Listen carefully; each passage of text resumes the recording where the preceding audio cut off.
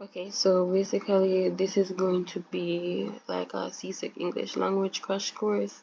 So basically we're going to be going through basically some of the main stuff, especially for the paper tool, like the different types of writings, and basically it's supposed to be kind of like a revision or just to jog your memory, especially when you do the paper tool, where you're going to have to write the different essays and different pieces of writing, right?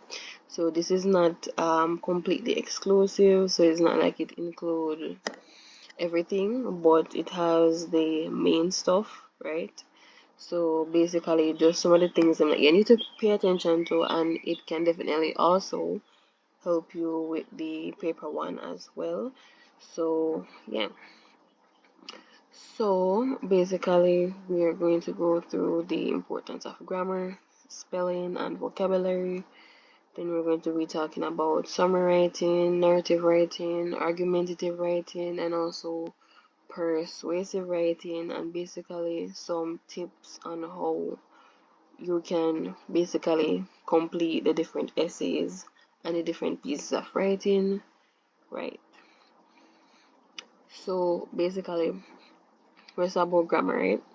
So grammar, spelling, vocabulary, right? So there is no English without grammar, right? There is no English without grammar, there is no English without spelling, and there is no English without vocabulary. The subject literally name English language. So grammar is a must, right? You cannot just write on the page a bunch of words and it don't grammatically correct. You cannot get up, boy, the boys is running. The boys is running. That is grammatically wrong, right? It should be the boys are running. So that is one thing that you need to pay attention to. Pay attention to the different rules in the English language. So go over your notes, go through your something them, what the teacher give you, and ensure that you understand how to properly punctuate a sentence. Ensure that you understand grammar. Ensure you know the rules and know when to use is and when to use are. And these will come in handy, especially on the paper one, when you get the multiple choices and with them I'll get the sentence and say one of the sentence wrong or something like that. Or you have to pick the sentence that is not grammatically correct, right? So you have to know what the rule is, right? And also, although this method I'm telling you now is not the best method, is not the best method, but some people when they're going to the exam they can get flustered or they get extremely nervous and then they get mixed up. But one tip is this: if you're going to the paper one and them give you the sentences and them ask you which one like they say choose the correct word or the best word, like the best word for that sentence. When you read the sentence, like read it really quickly, really fast, and think about it in your head. If you are talk to somebody, would you say that? So the same example a while ago, the boys is running. If you are talk to somebody that said the boys are run, the boys are running, you understand? So and as we just talked a while ago, do not go in there go write the boys are run. Do not do that in the paper too. But whenever you say a particular sentence and if maybe you never remember the rule how it go, what you can do is think to yourself and say, if me talk to somebody, what would I say, right? And this can be helpful because if you get flustered, you get mixed up, and you start twisting at the exam, especially, and this is a paper one now, me I talk about. And if you're in the exam and you say, but wait, mix up now, because all of them sound like they would have work out. Pause for a second and just don't read the sentence for a second. I don't know where you're gonna look because you're in the exam, but just I don't know. Cover the sentence with your hand and then just think to yourself, if me talk to somebody, what would I say? And that usually can help pull out what the correct answer is if you don't remember the rules. But grammar is a set of rules that structure sentences. Without grammar, there is no English, right? It's important for fluency and clarity, right? And effective communication in the English language, right? And it goes hand in hand with spelling, vocabulary, and also punctuation, right? So for example, right here, the second point I have, there is no full stop. there should be a full stop there, right? So, and the commas, so your full stop, your commas, your semicolon, colon, all of those things, ensure you know how to use them, right? Exclamation mark, question mark, ensure you know how to use them, because that is what the paper one especially is going to entail. They're going to entail things like that weird. I'm going to say, um, which one is grammatically, which one is punctuated properly, or punctuate the sentence and then get the multiple choice, you have to pick the best one. So ensure you know that, and also ensure that you know your antonyms and your synonyms, and you know that antonyms, it's not on here, but since me talk about this right now, may I bring it up. But antonyms, you know, the words that are opposite. So if them give the prompt word and say hot, make sure so you pick cold, because them ask you the antonym. If it's synonym, then you know that the word a word that mean the same thing. So if they put pretty, you choose beautiful, because it's basically a different word but same meaning, right? So just ensure that you know them, because something there for the people one. And overall, practice, practice, practice. The more you practice writing, the better your grammar will get, the better your spelling will get. If you can't spell the word, the more you write it, you will get it right eventually. So what my English teacher used to do is him used to I think every Friday him used to do spelling, something like that. So him used to do spellings every Friday, right? So if your teacher does something like that, then it would work out for you, because you got to say the words them over and over and over. And those are the type of words that the teacher that give you. Hopefully then they get the right type of words, but those are the types of words that would help you in the exam. But overall, practice, practice, practice. So the spelling and your vocabulary. So don't go into the exam and you see a big word and you say, or you see a word that you don't know what it means. Because if you're going there and you see a word and you don't know what it means, use context clues. Because sometimes we use one word in my everyday life. Maybe we go somewhere, or maybe we read some book, or even in a college, like for example, like scientific journals and something where researchers write, and maybe you know the word, but it's like the way it was used in the context, we know what I'm talking about. So if you read the sentence and based on the context clues, you know the rest of the sentence, you can match it up and say, hey, we know exactly what I talk about, and basically, if you know exactly what I talk about, you can say, oh, I kind of know what the word there mean. So if you don't know the word, use the context clues for, and that's if you pick up what the word actually means, right? And also grammar is important. Know when to use is and are. Know when to use there and there. Ensure your spelling on point and you don't mix them up and stuff like that. But basically, practice, practice, practice in order to get your grade 1, right? So basically, that's the essence behind all of this. Work on your spelling, work on your vocabulary, work on your grammar, and work on your punctuation when you're going to the exam.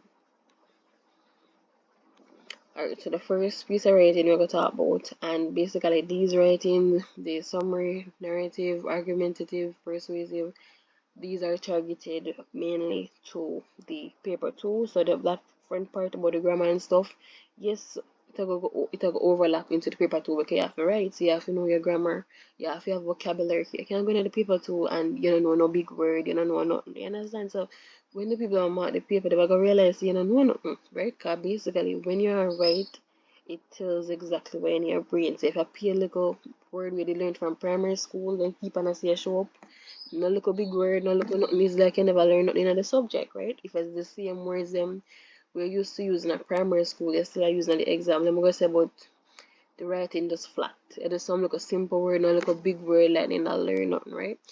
So just ensure you work on your grammar, spelling, punctuation, all of those things also help in the paper too. But basically this type of writing, the summary writing, is basically giving a concise overview of a text main points in your own words, right? And summaries are usually very much more shorter than the original. So for example, if the original piece of writing was 4 or 5 paragraph, the summary is gonna be 1 paragraph, right? It's gonna be 1 paragraph that summarizes everything, right? So just know, say when you write a summary, if it's something of 4 or 5 paragraph, you're writing a summary. So 1 paragraph is good enough to explain everything we're going on them there, right?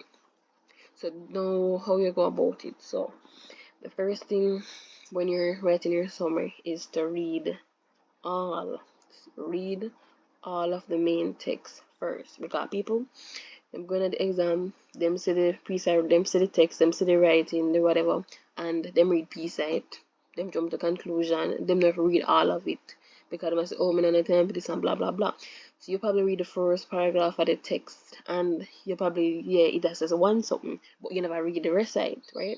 You got a summary, and a summary is not representative of what the whole thing that I say. So you already lose marks right there, so already. So ensure you read all of it. When you read all of it, you pick out the main points, and this can help. This is what basically what helps you to keep on track. Okay, you know what one tip we'll give is this: do not try to write the summary while you read the text at the exact same time, because I feel like you'll get mixed up with that one. You get mixed up, and when you do that, you also include some things that are not necessarily relevant, because you are reading and you're writing and reading and writing somewhere at the same time. No, read it out, pick out the jottings, and you see when you pick out the jottings and you read over the jottings, as in the main points you pick out, you will read the jottings slash main points that you pick out, and you realize, maybe that main point you're right never have it in there, maybe not make no sense. You can scrap it and say, oh. But basically, that is the importance of picking out the main points. So if you pick out something where you realize it don't make no sense, and when you read over all of the points them, and it's just that one point coming like say completely off from everything else, then you can scrap it and say, you know what, this is not really relevant. Then are just extra words, right? So when you pick out the main points, you can say, yes, those are what you're going to build your summary on, right? So when you read the main text, ensure say whatever you pick out is relevant, ensure that it's substance, ensure say when you include it in the summary that gonna make sense. So don't include a bag of extra words. So for example, the first sentence is something, and then the sentence behind it is a support it. That basically the same thing that I'm saying at the second sentence, right? But you don't need that. You just need the main point. So get the main point and say, oh, no matter about this, just take this. You don't need if you write 3, 4, 5, 6, 7, 8 sentence span the same thing. It don't make no sense.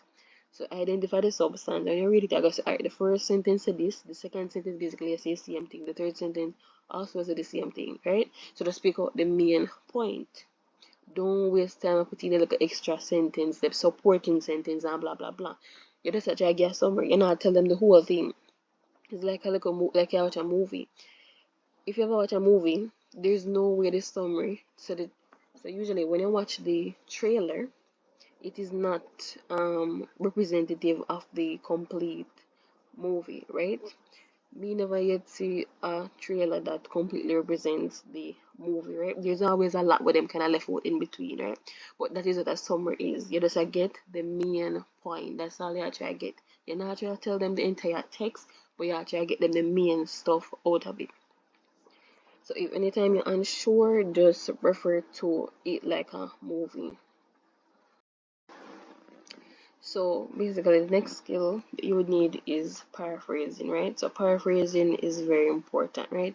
And paraphrasing is basically just rewording the sentence. So when you paraphrase, you're rewording the sentence. It means the sentence is not going to lose its meaning.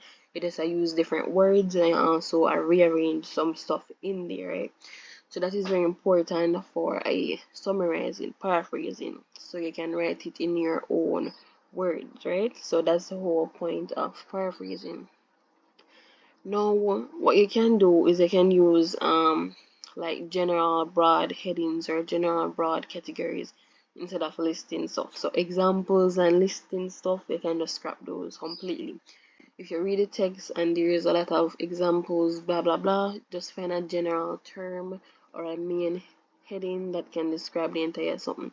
So for example, if you read a piece of writing and them talk about, and them say, for example, or them talk about pharmacist, nurse, doctor, when you're summarizing, you use healthcare professionals instead.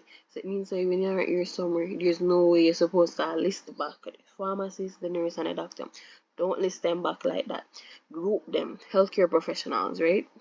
So you can group them instead. That's for example, another tip when you're at summary writing, do not list out or give examples. You don't need all of that. That's the main text. You're at a summary. Yeah, summarize, and I need to list nothing like that.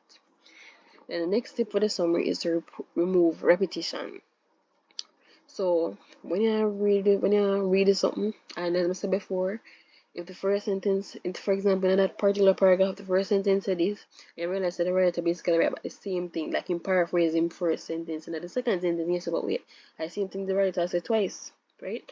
Remove repetition. There's no way the writer will say, the boy is tall, and then the next sentence say, a tall boy, blah blah. You know, like don't repeat the exact same things. If you say the same thing, the sentence I said, don't put it twice.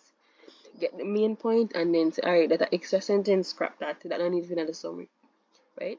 So you just need the main stuff when you write the summary. Just identify the main points and then you just write them out. Remember, no listing or nothing like that. So you pick out the substance. And then omit means to get rid of. It means remove, delete. You get rid of the irrelevant things then from out of it. Then we'll look at the narrative writing. So narrative writing is basically when you tell a story, right? When you're gonna that exam and they might give you a picture, they might give you like a 2-sentence and say write the story based on this, right? You have to make the story interesting. It have to catch the reader from the get-go. So it cannot be a case where the story just flat. Like it start flat, the mega flat, like the reader did you read and I said, no man, this is the first paragraph, the second paragraph, everything is the same thing, like coming like the story is flat. So you cannot just tell the story and in a build, no look of suspense, no look of nothing, just flat. It's like Mary went up a hill. And Mary sit down upon the hill. Then Mary catch the water, Mary drink the water. Mary just sit down and look out in a space. The story not go nowhere. Nobody wants to go and read that. The story have to build, right? It have to build up. You have to literally lead to something. So it has to, the correct way or the best way to write the story is to ensure that it has a climax. So the climax is like the best part of the story. It's like the peak point. It's the most interesting point that when the reader gets to the climax, is literally what the reader was waiting for the entire time. So when you write the story, you start off with the exposition. Basically, it's like introduce the characters, setting and all that stuff in the first part and the exposition. And in a rising action, you start to build up the suspense, like the reader read a story and I say, I wonder what will happen next, right?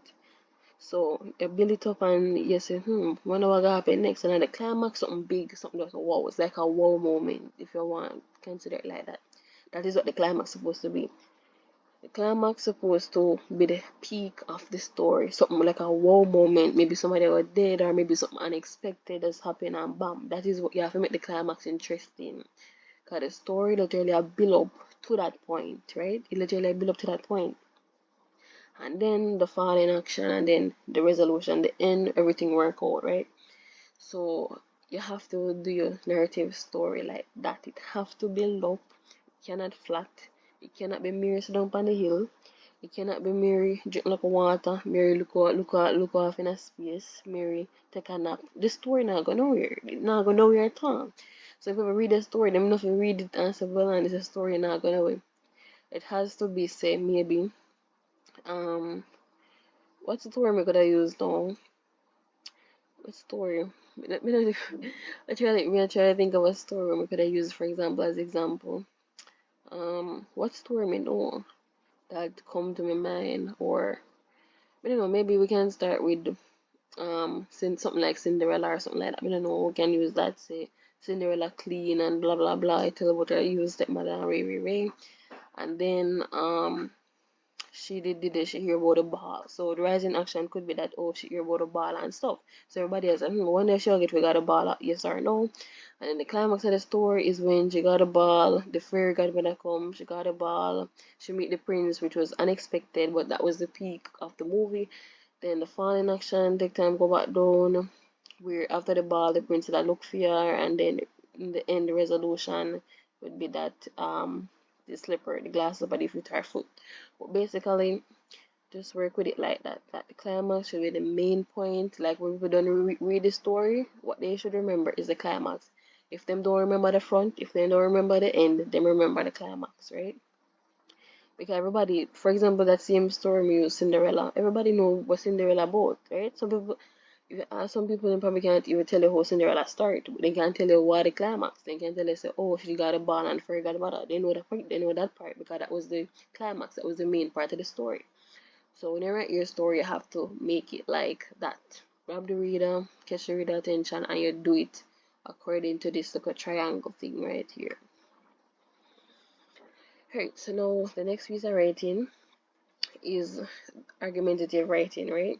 Now, it basically requires you to take a position on a particular topic and then argue slash support it. So now let's just say that the topic could be maybe something like this kind of, let's just say abortion or something like that. We can use that topic. That topic can be abortion, but it's argumentative and you have got to take a position on it. So basically what you do, you would choose your stance on the topic, where you would basically choose whether or not you support it or you're against it. You understand what I mean? So for example, if you're against it, you would say, okay, I can argue the abortion topic, right? So what you're gonna need is your thesis statement. But basically, the first paragraph of the argumentative essay, you start off just introducing a topic. You probably say, oh, what is abortion? And you can just say it's a lot of controversy in society and blah blah blah. Just like introduce the topic and understand why is the topic is even a topic to talk about. Why is it a big deal? Why we even not talk about this right now? And in the last paragraph, not the last paragraph, the last sentence of the first paragraph, you'd put the thesis statement, right? Now, the thesis statement states the topic and the writer's main claim or position on the topic. So, it basically clearly states supporting points that will be discussed later on in the essay. So, the word allow, we don't even know why that word it is right now, but scrap that. But actually, we can get rid of it. I can get rid of it. I don't know why this is even there, so. Okay, that is good. But basically, yeah. So you need a thesis statement, and it would come at the last sentence of the first paragraph, and basically, it will have your supporting points. So we said before, you just start off with the first paragraph talking about what is abortion, controversy in society, and basically why you talk about it. And then after you say all of that in the first maybe 2 or 3 sentences, the last sentence you'd say, abortion is seen as negative because, or abortion is a positive thing because, and you list the 1, 2, 3, however much points you plan to discuss, you list the points them. Now those points that you list in the thesis statement are the points that you're gonna talk about in each paragraph going down in the argumentative essay. So each paragraph I got dedicated to a topic, literally. So don't mix up and listen when you write it, organization is key. Organization is literally key. So when you write it, do not be talking about 2, 3 different points in the same paragraph. Like don't mix up the reader. Because the reader read and okay, yeah, build up the point and you explain why this is relevant. Then you jump into the next point in the same paragraph. No, that is not how you write it. You have to dedicate the entire paragraph to that topic, right? You have to dedicate it to that point we choose, right? So if you say that it's, or let's just say for example you say that abortion is dangerous, right? You can say it's dangerous because of health complications. That can be 1 point or something like that. And that means in that paragraph that follows the second paragraph, it means that's all I got talk about. You talk about why it is negative in that paragraph. The next paragraph, you talk about the next point where they put in the thesis statement. Then the next paragraph, about the next one. Right? So that's basically what you do, and you know you end off with your little conclusion. Basically stating what's the conclusion, what was the whole point of all of this. So basically in the conclusion, just reiterate your point. Your point is say, oh, you're against it or you support it, right? So that's all they put in the conclusion. You just reiterate some of the main stuff. Say, okay, this is why it is blah blah blah, and the point support it and blah blah blah. You just close off. So you need a conclusion at the end. But basically, when you're writing an argumentative essay, it's important that you know about the topic. If you don't know about the topic, you cannot defend it, right? You can't argue it. So for example, if you're somebody and let's just say, oh, you did write something about abortion, you don't know, and let's just say you don't know nothing about abortion, you not even know what the word abortion mean. You think you're able to write a good argumentative essay? No, because one, you don't know what it means, so how you gonna support or go against it? And then maybe two, because you don't have kids, or maybe because you know at that stage of your life you know about all of these things, you're gonna say, but wait, me not take me know enough to talk about this topic, right? But that's why it's important to read, right? But basically, that is how you'd approach doing the argumentative essay. Then the last type of essay we're going to talk about is the persuasive essay. And basically, oh, actually, before we move on, so when you're writing an argumentative essay, it mainly focuses on logic and evidence, right? So it focuses on logic and evidence. And this is going to be the main difference between an argumentative essay and a persuasive essay. So, as I said before, argumentative essays focus on logic and evidence. You need evidence and you need logic when you write your paragraphs and you explain a different points as to why you don't support it or why you support it, right? When you argue your point, you have to use logic and you have to use evidence. Now, persuasive writing mainly targets emotion, right? So, for example, you know, like them look a commercial there when you buy something and something like that. But basically, like even in flyers or things like that, that would have like some kind of persuasive writing in it, right? Basically, when it's persuasive writing, you want to convince or persuade the audience to choose your particular point of view, right? So it's almost the same thing or the same steps as the argumentative essay, but this time your target is emotion, right? So your target of emotion. So you choose your stance on the topic just like that before. So for example, persuasive writing, let's just say, oh, you love Andrew Holness. So you can say, oh, Andrew Holness is the best prime minister. You can probably put that. And then you put the thesis statement again. You introduce the topic first, right? And then last sentence, you put the thesis statement saying Andrew Holness is the best president because of X, Y, and Z. And then in the following paragraph, you're going to put points to back up X. And in Y, you're going to put points to back up Y. And the next paragraph, you're going to put points to back up Z. So basically, that's we are doing the same organization thing goes along. Do not overlap into the different paragraphs. Focus on one paragraph, write on one paragraph.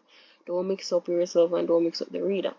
And you get with a conclusion. But basically, the whole point is to persuade, right? You just want them to take your point of view on the topic, and in this one, you're kind of targeting their emotions. So basically, when you're writing the argumentative essay, you have to put logic and evidence. And when you're doing the process of writing, you don't necessarily have to put in all logic and evidence and stuff like that, right? So, cause you aim for you target a different part of the audience, basically, right? Right, so that would be the main difference between them, right? Because you're targeting their emotions. So some of the different like techniques that you could use in persuasive writing is one, you could use like rhetorical questions. So for example, rhetorical question meaning you ask the question but you don't actually need an answer. For example, if somebody that try to promote a party or something, they would probably start off by saying, what are you doing Saturday? They don't really want your answer, but you understand, it's just to catch their attention, right? Just to catch your attention, and they're gonna tell you exactly why, or they're gonna tell you what you are going to be doing Saturday night. So they probably say, what are you doing Saturday night? And then they're gonna answer and say, you'll be at the party and blah blah blah. But persuasive writing, right? So you appeal to your emotions. It can be exaggerate. You can just exaggerate things a bit more because that's the goal, targeting their emotion. So you can include your opinions in this too. You can use repetition, just with anything you can to persuade the reader. Yeah, so you can use all of those things that target the audience's emotion, and can use flattery and all of that stuff in order to persuade the reader. So basically, that's it between the persuasive writing, argumentative writing, narrative writing, summary writing, and basically grammar, spelling, vocabulary. As I said before, practice, practice, practice, practice, and more practice. Right? So yeah, the worst part I could probably be the paper two. The paper one, as I said before, if you go through your spelling, what the teacher will give you, that not gonna be too hard. If you go to your vocabulary, if you work on your grammar, and if you know your antonyms, your synonyms, things like that, it won't be hard. So the main challenge would be the paper 2, when you have to write these different essays and story and argumentative or persuasive and different things, right? So that's probably going to be the most difficult part.